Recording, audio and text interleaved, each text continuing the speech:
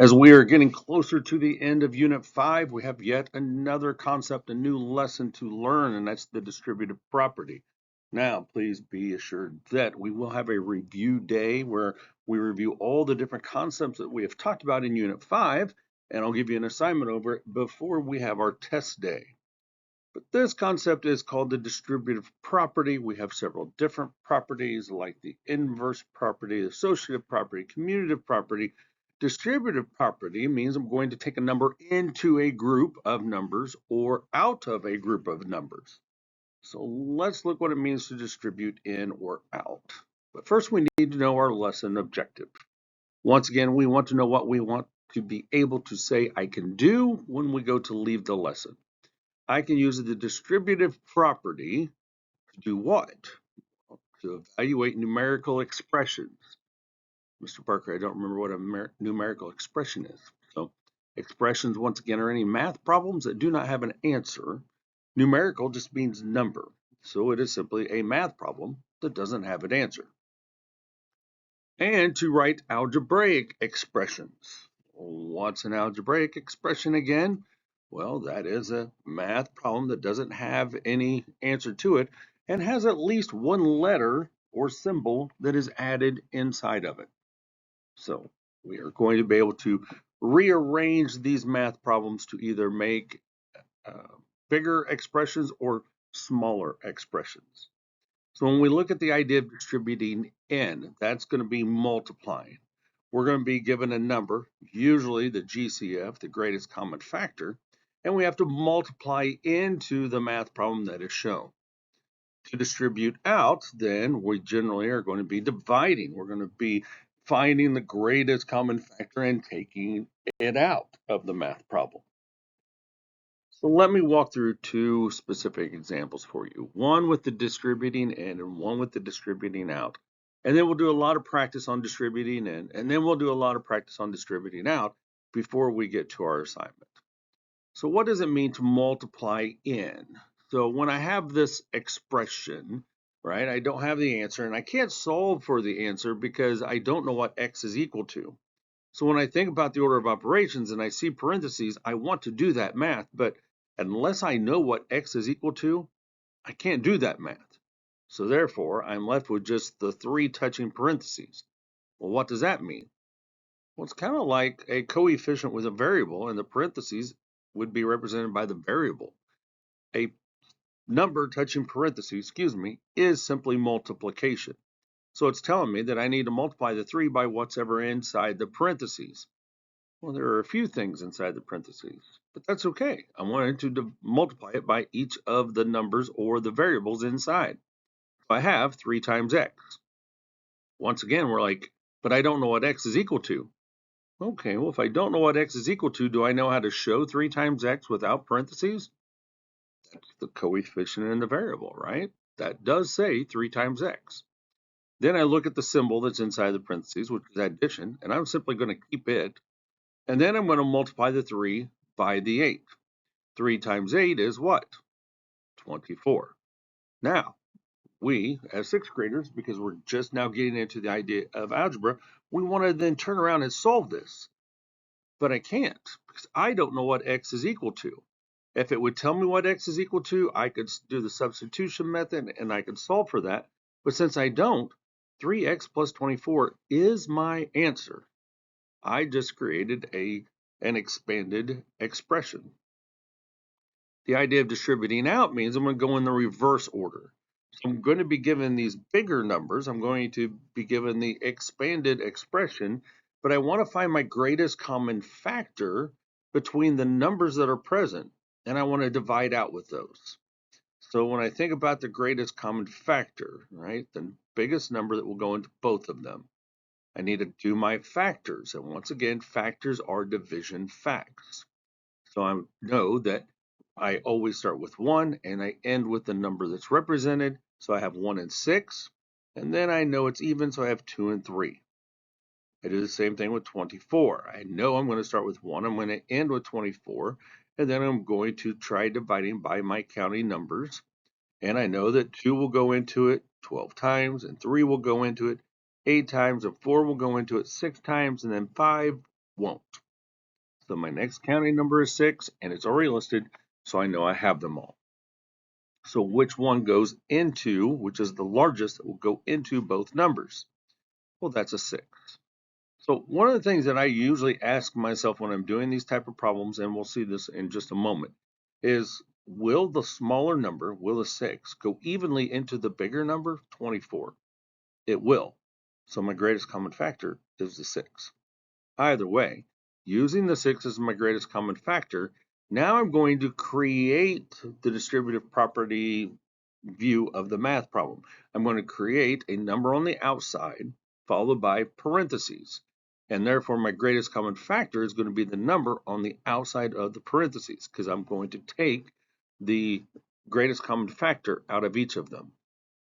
So now I'm going to, after I write the 6 and the parentheses, now I'm going to find out what I'm going to put in each of those positions. I start with the 24. I'm going to take 24 and divide by 6, and what do I get? Well, then I get 4.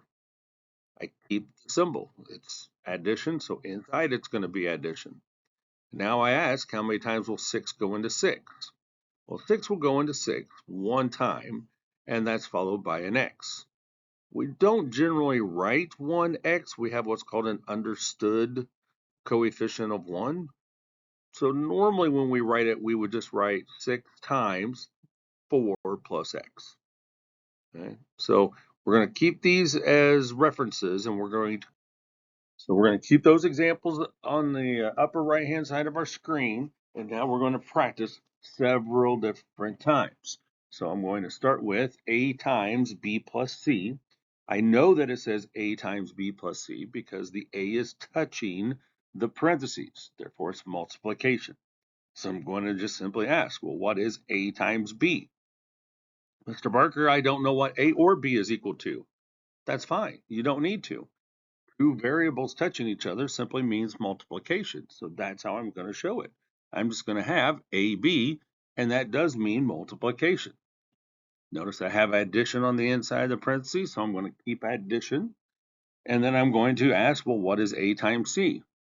Once again, I don't need to know what the variables are equal to. I just need to show that it's going to be multiplying A times C. That is my answer. There is nothing to solve. Sometimes we'll get a final number if there's not a variable, but a lot of these are going to be expanded expressions or distributed expressions showing variables that we don't have a final numerical answer to. The next one, however, we do. So when I see that I have 2 times 3 plus 5, that's how that's read, then I know I have a number touching parentheses, which is multiplication. So I'm going to distribute n. I'm going to ask, well, what is 2 times 3? 2 times 3 is 6. Then I look at the symbol that's inside the parentheses, which is addition, so I keep it. And then I'm going to distribute in the 2 with the 5. So 2 times 5 is what? That's 10. Well, those are just numbers. I don't have any variables. So I can go ahead and add those like terms. 6 plus 10 is 16. 16 is my final answer on that one. The only reason I got to a final number, numerical answer, is because I don't have any variables that get in the way. All right, so what about the last example? We have 3 times x plus 4. Well, I'm going to multiply 3 times the x, keep the addition, and multiply 3 times the 4. So 3 times x is just simply 3x. Because when I see a coefficient and a variable, then once again, that tells me I'm multiplying. I see addition inside, so I'm going to keep addition. And now I'm going to multiply 3 times 4. And 3 times 4 is 12. So once again, there's a variable in the math problem, and I don't know what that variable is to substitute in and figure out a final answer. So I'm just going to keep that as my final answer. It is the expanded form of the distributive property. So we have 3x plus 12. So when I look at expanding these then, that means I'm going to multiply in, I'm going to distribute in. I have 2x plus 3, same process. I'm going to multiply 2 times x. I don't know what x is equal to, so I'm just going to keep it and show 2 times x. I see addition on the inside, so I'm going to keep it, and then I have 2 times 3. which is 6. Pretty simple, pretty easy, right? Just remember that is your final answer. Don't try to solve and figure it out unless they tell you what the x is equal to, which in this lesson, they're not going to do. All right, so I want you to check yours and see how you do. Come back to me after you have an answer, and let's see if we understand it. So hopefully you have the math problem and you thought to yourself, all right, so I'm going to go in, I'm going to multiply. So I have 8 times x, and that just gives me 8x.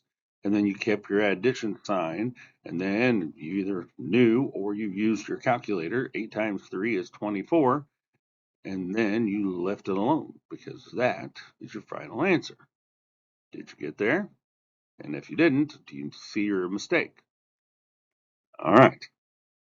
So now we have the distributive property, and they're going to show us there's something that we can do to make our life maybe a little bit easier. And I'm not telling you that you have to do this particular type of math.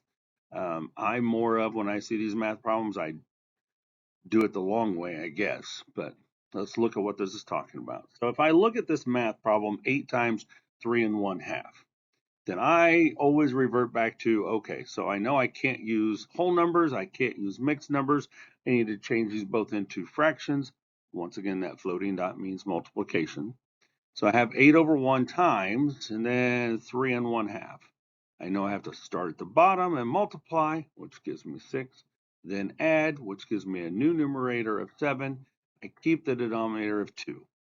So now I have 8 over 1 times 7 over 2. And I can see that I can cross reduce. So I cross reduce the 2, and I get 2 divided by 2 is 1. I cross reduce the 8. I get 8 divided by 2, which is 4. Multiplying straight across then, 4 times 7 is 28. 1 times 1 is 1. So my final answer is 28. So what they're showing you now in your book is that this can be a helpful tool. This can make your life a little bit easier if you look at what is being said. So we're going to rearrange this math problem a little bit and see what we have. So the 8 on the outside of parentheses is represented by the 8 times before I get to the 3 1/2.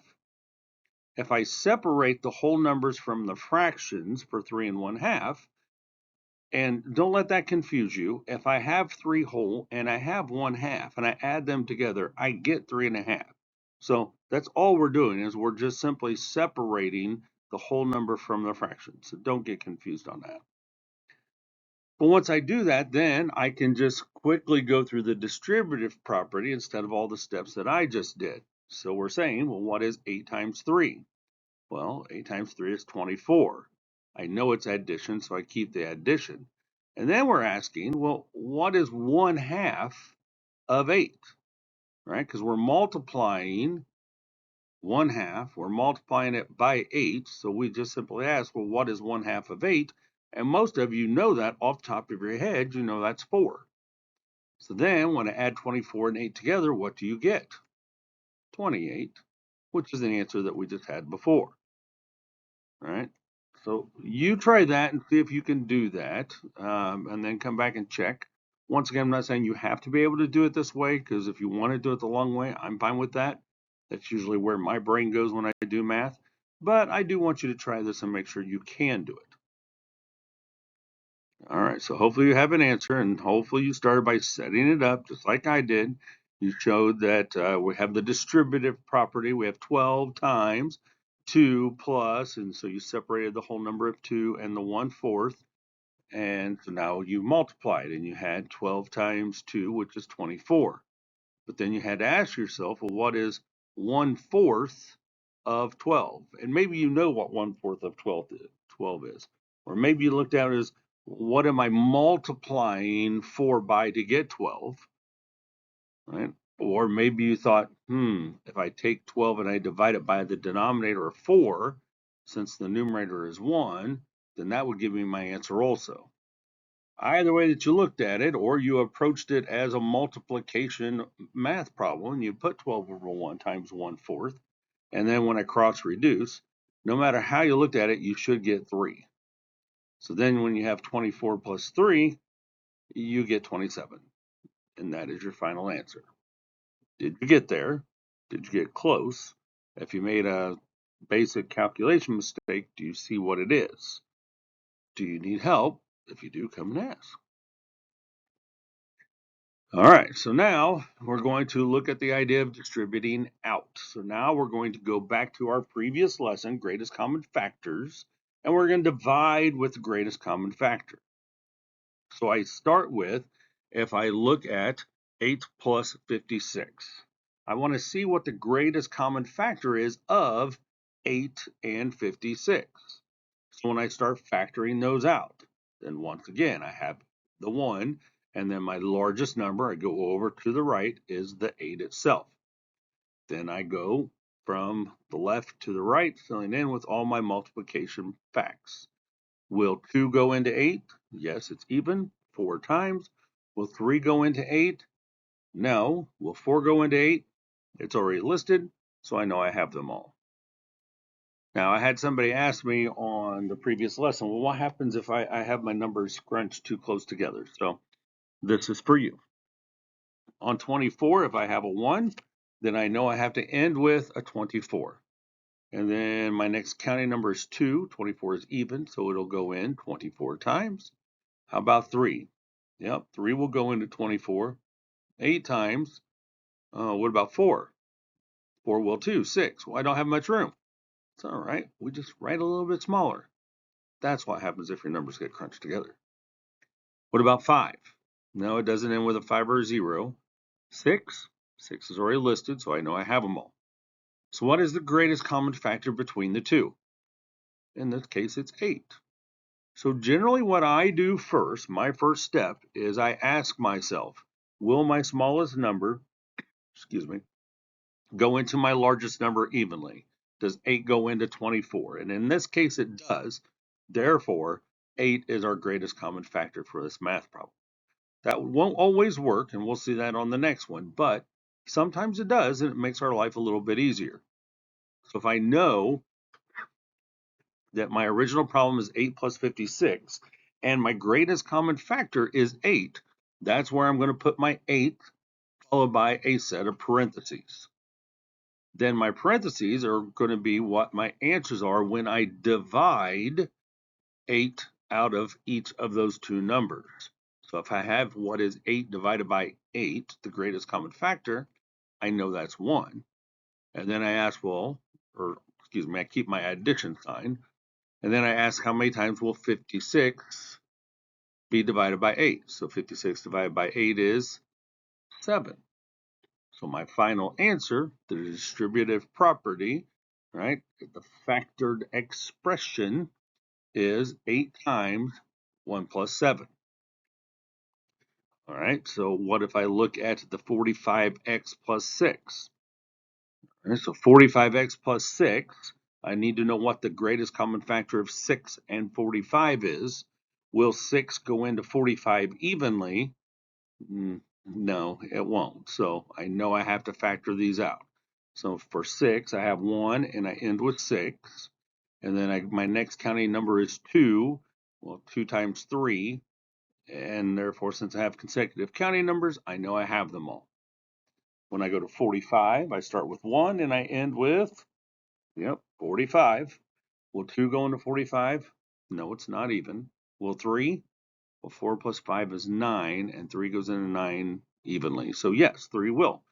How many times?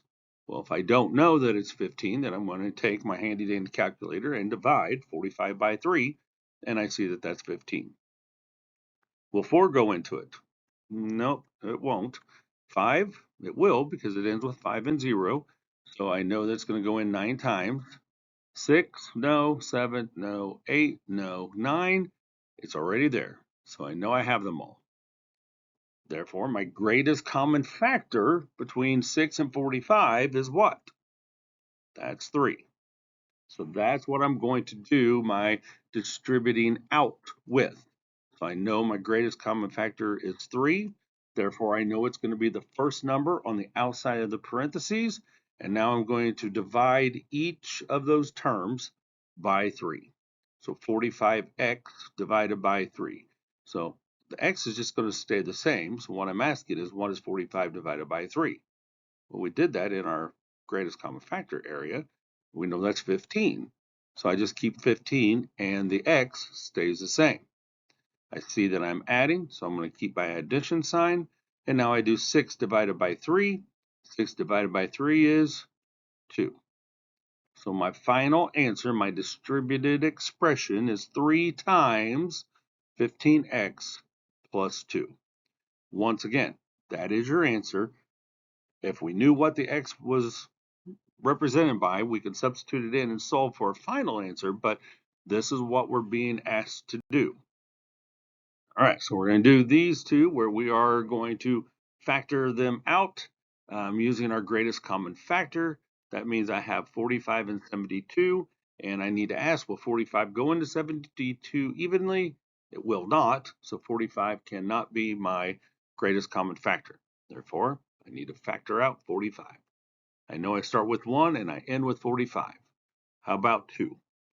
2 will not work, it's not even. 3, 4 plus 5 is 9, 3 will. So 3 times what? Once again, we just did this on the previous question. 15, not 4, but we said 5, and we said it's 5 times 9. All right, so now what about 72? I know my first one is 1 and my last one is 72. Notice how far over I spread this one out. So then I ask, is it even? Yes, so I can do 2. 2 will go into 72 how many times? 36 times. If you didn't know that, you take your handy dandy calculator, take and type 72 divided by 2, and that shows you 36. Will 3 work? 7 plus 2 is 9. Yes, 3 will work. How many times? If you don't know, you take your handy dandy calculator, you do 72 divided by 3, that gives you 24. Will 4 work? Yeah, 4 will work, won't it? All right, so if I divide 72 divided by 4, I'm going to get 18. 5 will work. No, 5 won't work. It doesn't end with 5 or 0. 6 will work. It will work because 2 and 3 both work, so 6 has to work. That's the rules of divisibility. And if I didn't know that, then I just take 72 divided by 6 and see if I get an even number, which I do. It's 12. How about 7? No, because 7 times 10 is 70. That doesn't work. 8? 8 does work. How many times? 8 times 9 is 72. 9 is my next consecutive counting number, so I know I have them all. Yes, that's a bunch. So what is the largest number that will go into both 45 and 72 evenly? What is the greatest common factor? That would be 9. So on this math problem, 45 plus 72, it's asking me to use a distributive property with the greatest common factor to create a new math problem. So I'm going to show my greatest common factor of 9 and then have the rest of the math inside my parentheses. So I'm asking, how many times is it 45 divided by 9? Or how many times will 9 go into 45? That's going to be 5. I see addition, so I keep addition. And then 72 divided by 9 is going to give me 8. That is my final answer. All right, so I want you to try this one on your own. Let's see how you do. Come back after you have an answer. All right, so I'm going to tell you now, hopefully you have an answer, but a lot of times I'll have students that end up with different answers. So the reason is because there's multiple common factors, but when we do this, we use the GCF, we use the greatest common factor. So I could look at that top one and say, well, I used a different factor. I used the 3 instead, and I got 3 times 15 plus 24. And that would also be a correct math problem. However, we're being asked to use the greatest common factor, so that doesn't work. So hopefully you used your greatest common factor. Let's see how you did. So on the greatest common factor of 56 and 80, 56 does not go into 80 evenly. So we had to find our common factor, or our factors, excuse me, at 56. So we have 1 times 56, and then we go to 2. It is even, so I have 2 and what? 2 and 28. How about 3? 6 plus 5 is 11. 3 won't work. 4? Yeah, 4 will work. 56 divided by 4 is what? going to be 14. Well, 5. Nope, 5 doesn't work. How about 6? Nope, 7? Yes, hopefully you found, and or 7 times 8 is 56. Since I have 7 and 8 consecutive counting numbers, I know I have them all. I'm good to move on. So now I have 80. I'm going to start with 1. I'm going to end with 80, and I'm going to find them and try to figure out what my greatest common number is that they have. So I have 1 and 80, so 2, it's even. 2 and what? 40. Will 3 work? 8 plus 0 is 8. Nope, 3 doesn't work. 4, yes. 4 times 20. I don't have a big one yet. 5, yeah, 5 will work because it ends with 0 or a 5. So that's 16. That's not up there. How about 6? Will 6 work? How about 7? How about 8? Oh, yeah, 8. 8 and 10. 9, no. 10, it's listed, so I know I have them all. Do I have a greatest common factor? I do. Now, once again, I have 4 factors. 1, 2, 4, and 8. But we have to use our greatest common factor. Did you use the right one? So now as we do it, then I know that 8's going to be on the outside of my parentheses. You set up your parentheses. You're going to then go step by step and do 80 divided by 8, which is 10. You kept your addition sign, and then you did 56 divided by 8, which is, did you get the right answer? Do you see why you didn't if you didn't? Do you have questions? Once again, we're just going to leave it this way because this is what we're asked to do. Create a numerical expression. All right. So now when we have the variable added, how does it change? It doesn't, right? Still going to go through the same process. I'm going to ask, will 6 go into 15 evenly? It will not, so I know that that's not the greatest common factor. So I have to find the factors of 6, which are 1 and 6, and then what, 2 and 3? And 2 and 3 are consecutive counting numbers, so I know that's all of them. And then I do the same thing with 15. I have 1 and I end with 15. And then I'm 2, no, 3, 1 and 5 is 6. So 3 will work. 3 times what? 3 times 5. 4, no, 5, already listed. So I know I have them all. Therefore, my greatest common factor is what? 3. So when I go to write these out, showing my work, then I show my original problem. I'm going to then say, well, my greatest common factor is 3. So I'm going to show what I will divide by, and then I put it on the outside of the parentheses.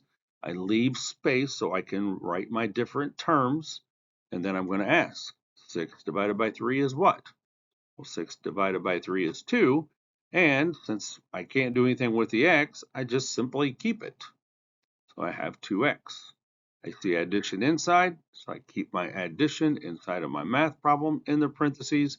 And then I ask how many times will 15 get divided by 3? 15 divided by 3 is what? How many times does 3 go into 15 evenly? All of those answers is 5. What's my final answer? It's that right there. 3 times 2x plus 5. All right, so now we see that we have 36x plus 30. Same process as we have been doing. You give it a shot. Let's see how you did. Hopefully you started by finding your greatest common factors, right? You asked, will the small one go into the big one? That answer is no. It's 30 and 36, so it will not go into it. Then I do my factors of 30. Once again, they are my division facts. So I have 1 and what? Well, 30 divided by 1 is 30. And then I go through my 2. Will 2 go into 30 evenly? Yes, because it's an even number. 2 times what? Which is 15. How about 3? Yeah, 3 will work because it is a 30, so that means it's 3 times 10. 4? No, because 4 times 7 is 28. 5? Yes, it ends with a 0 or 5, so 5 will go into it. How many times? 6 times. 6 is my next consecutive counting number, so I know I have them all. Find all those. Okay, so how about 36? Should have started with 1 and 36. Said, okay, it's even, so I know that 2 will go into it. And if you didn't know, then you took 36 divided by 2, which is 18. And then 3, because 3 will go into 9. 6 plus 3 is 9. And 3 goes into 36. How many times? 12. 4. 4 worked also, because it's 4 times 9, which is 36. 5. No, because it doesn't end with 0 or 5. 6. Yes, multiplication of doubles. 6 times 6 is 36. And then you said, oh, I see my largest one. My greatest common factor is going to be the 6. So therefore, I'm going to distribute out. I'm going to divide by my greatest common factor of 6. Therefore, the 6 is on the outside of the parentheses. And then I'm going to go by each term. 36x divided by 6 is what? Well, once again, the x is simply going to stay the same, and 36 divided by 6 is 6. So I end up with 6x. I see addition on the outside, so I'm going to put addition on the inside. And then I'm going to do 30 divided by 6, which is 30 divided by 6 is 5. Did you get to the correct answer? Because that's it. We don't know what x is equal to, so we can't go any further. All right. All right, so now we have this task that we're talking about, and we need to cube our word problems. Some of you are fighting me on this, but I'm telling you, especially if you struggle with word problems, it makes it so much easier. The first thing we want to do is we want to circle all of our numbers and labels that we have to use in the math problem. So when I start looking at it, I'm going to read it first, and then I'm going to break it down. Wynn is buying bottles of apple juice and wants to mentally calculate how much they will cost. He buys 5 bottles of juice at $2.15 each. Use mental math and the distributive property to determine how much change he will receive from $20. So number one, we're always going to ignore where it says use mental math because we don't do mental math. We show our work because that's what's going to be expected in the following years as well on standardized testing. So we start with cubing. We're going to circle all of our numbers and units that we need to use. So a unit, once again, is just a label. So he buys 5 bottles. We need to use that. $2.15. We need to use that. We have a $20 bill. We need to use that. What are we being asked to solve? How much change he will receive from a $20 bill. Okay, so if that's going to be my final answer, that's what I need to focus on getting to. What are my clue words, right? That's what we box in. So we know that we have the word each, and if it's $2.15 each, that means multiplication. It also says that we're going to, in our answer, we're going to come from or subtract from $20. So I know I have subtraction. What else does it tell me in my math terms that I need to use? I need to use my distributive property, right? So we're not going to do mental math. We're going to set it up and we're going to evaluate. That means all of this other stuff is just nonsense that I don't need to worry about. But once again, evaluate. Let's make sure we understand what's being said. I know that I have a $20 bill, but that has to be used last because I have to figure out how much I'm going to take from it. Therefore, if I'm using my distributive property, then I have to think about what it is that I'm going to be multiplying or dividing by. So am I going to distribute in or am I going to distribute out? Well, in this particular case, then we need to multiply, right? Because that's what it says. So we're going to distribute in. So when I'm multiplying, when I'm distributing n, then I need to know exactly how to do it. So we're going to break this up into 2 different pieces. We're going to take our dollars and we're going to take our cents. So what do I mean by we're going to separate our dollars and our cents? So just like we did with the mixed number, we separated the whole number from the fraction. We're going to separate the dollars, the 2, from the cents, the 15. Because we know that we're going to multiply each of those by 5. So I'm going to distribute in, and I do 5 times 2, which is what? Well, that's just 10. So that one's the easy part. Well, what is 5 times 15? Well, if you don't know, you can take 15 and multiply it by 5, or you can just type in 0.15 since we are talking about change or cents here, and I end up with 0.75 no matter what. Notice we have an addition sign inside my parentheses, so I must keep an addition sign on the outside. So when I multiply the 5 times the 15 cents, I get 75 cents. And then when I add those together, a 10 and a 75 cents, I get $10.75. Is that my final answer? No, because when I look back at the pink underline, what the question is, how much change will he receive from a $20 bill? Then I know I have to start with a $20 bill and I have to take my $10 and my 75 cents from it. Some of you are still messing these up because you have not learned the proper setup for adding and subtracting decimals. I strongly advise you to go back and review those type of things because we're not going to spend a bunch of lessons reviewing them. These are things you need to learn by now, and if you don't remember them, use your packet, use your previous tools, use your images, go to Canvas, whatever you need to know how to do these without having to ask other people. Can I add and subtract decimals? Yes. What must I do? I must line up my decimals. And this is where some of you mess up. You have to understand that at the end of a whole number is where the decimal is. So I add the decimal and I fill in with as many zeros as I need. Some of you would put the 20 underneath the 75 and try subtracting that way, which is a completely wrong concept and answer. So if I have $20 and I'm going to take $10.75 from it, I line up my decimals, I fill in with zeros, I bring down my decimal, and then I subtract. Well, 5 can't come from zeros, so I have to borrow all the way through from the 2. So 2 becomes 1, and then my first 0 becomes a 10. I borrow from it, and it becomes a 9. So then my next 0 becomes a 10. But I borrow from it, it becomes a 9, and then my last 0 becomes a 10. Now I have subtraction that I can do. 10 minus 5 is what? 5. 9 minus 7 is 2. 9 minus 0 is 9. 1 minus 1, I'm not going to write anything down.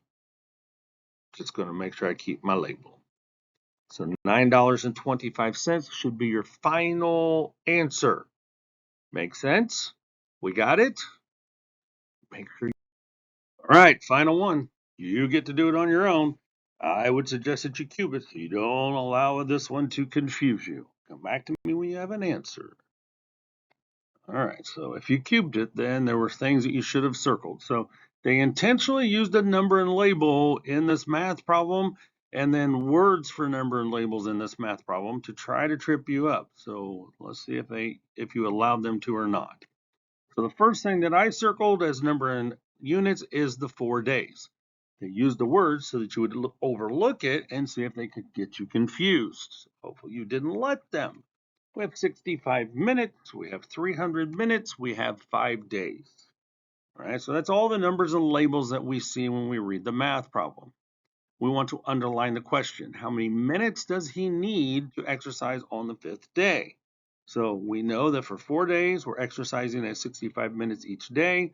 His goal is to exercise 300 minutes in 5 days. So how many minutes does he still need to exercise? All right, so what are the clue words that tell me what math I'm doing? So if I know I have each day, then that is multiplication, right? So 4 days, 65 minutes per day or in each day, so that's multiplication. Then I see we need to figure out how many does he need still. So if there's a need, how many more, things like that, that's going to be subtraction. So I know that I have 300 days or 300 minutes, excuse me, and I need to subtract from it how many minutes he has exercised. But then what am I doing with the 5 days? Well, I'm going to cross it out. Right? So the 5 days were shown as a number and a label to try to confuse you, and hopefully you don't let them. Hopefully you only use the 4 days, the 65 minutes, and the 300 minutes. Now, you could have just done this straightforward, 65 times 4.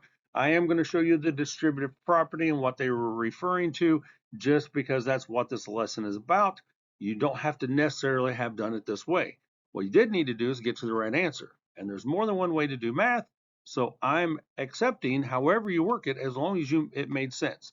This one does not specifically say use the distributive property. But once again, because that's what this lesson is about, that's why I'm going to answer it with. So if I took my 65 and I put it into different groups, groups of 10s and groups of 1s. So I have 60 separated from the 5.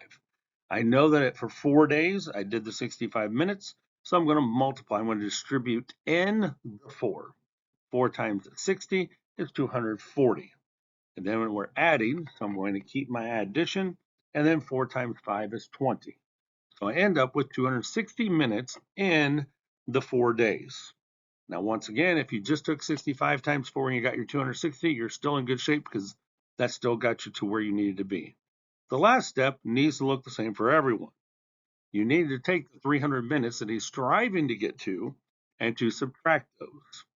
So I line everything up correctly, and 0 minus 0 is 0, and then I have 0 minus 6. And you said, well, I can't do that. So I'm going to borrow from the 3. It becomes a 2, and then my 0 becomes a 10. And 10 minus 6 gives me 4.